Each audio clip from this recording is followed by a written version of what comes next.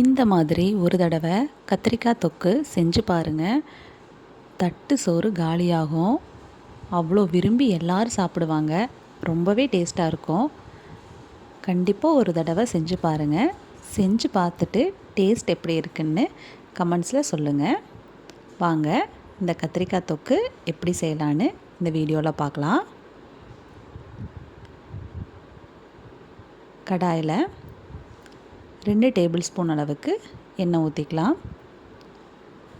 எண்ணெய் சூடானதும் நான் இப்போ 7 கத்திரிக்காவை நீல வாக்கில் கட் பண்ணி எடுத்திருக்கேன். இதை நல்லா வணக்கி எடுத்துக்கலாம். தீஞ்சிராமல் பார்த்துக்கணும். இந்தளவுக்கு ஃப்ரை பண்ணால் போதும். இப்போ கத்திரிக்காயெல்லாம் எடுத்து தனியாக வச்சுக்கலாம்.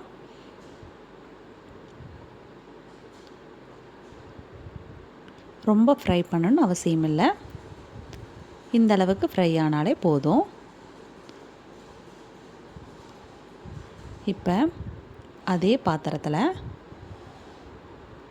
நம்ம எண்ணெய் ஆட் பண்ணிக்கலாம். எண்ணெய் சூடானதும் கடுகு போட்டுக்கலாம். கடுகு நல்லா பொரிஞ்சு வந்துருச்சு. இப்போ 2 மீடியம் சைஸ் பெரிய வெங்காயம் பொடி பொடியாக கட் பண்ணி ஆட் பண்ணிக்கலாம். இல்லைன்னா ஒரே ஒரு பெரிய வெங்காயம் மட்டும் பொடியாக கட் பண்ணி ஆட் பண்ணால் போதும். இந்த அளவுக்கு நல்லா கண்ணாடி பதத்துக்கு வெங்காயம் வெந்ததும் நம்ம ஃப்ரை பண்ணி வச்சுருக்க கத்திரிக்காவெல்லாம் ஆட் பண்ணிக்கலாம். ஒரு வணக்கிட்டு இப்போ மசாலாவில் ஆட் பண்ணிக்கலாம். 1.5 ஸ்பூன் சாம்பார் தூள், 3/4 ஸ்பூன் மிளகாய்த்தூள் ஆட் பண்ணிக்கோங்க. காரத்துக்கு ஏற்ற மாதிரி மிளகாய்த்தூள் 1 ஸ்பூன் கூட ஆட் பண்ணிக்கலாம். தேவையான அளவு உப்பு ஆட் பண்ணிக்கலாம். இப்போ ஒரு வணக்கிக்கலாம். அடி பிடிச்சிடாமல் பார்த்துக்கணும். மசாலாவில் ஆட் பண்ணதுக்கப்புறம் சிம்மில் வச்சு வணக்கி விட்டுக்கோங்க.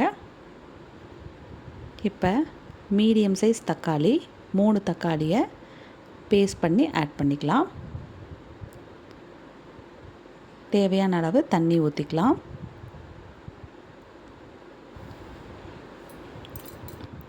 ஒரு வணக்கிக்கலாம். இப்போ கொஞ்சம் கெட்டியாக இருக்கிற மாதிரி இருக்குது. அதனால் 1/4 டம்ளர் அளவு தண்ணி ஆட் பண்ணியிருக்கேன். அது ஒரு கொதி வரட்டும்.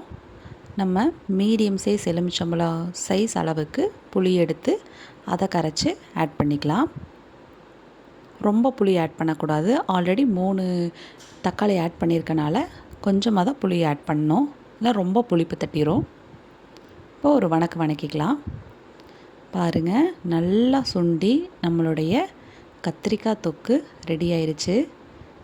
ரொம்பவே டேஸ்ட்டாக இருக்கும். கண்டிப்பாக ட்ரை பண்ணி பாருங்கள். இந்த அளவுக்கு இந்த கன்சிஸ்டன்சியில் இறக்கிக்கலாம். இப்போ டேஸ்ட் பண்ணி பாருங்கள்.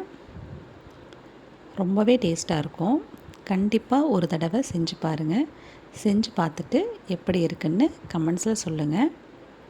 தட்டு சோறு கண்டிப்பாக காலியாகும். திரும்ப இதே மாதிரி கத்திரிக்காய் தொக்கு செய்வீங்க. தேங்க்யூ.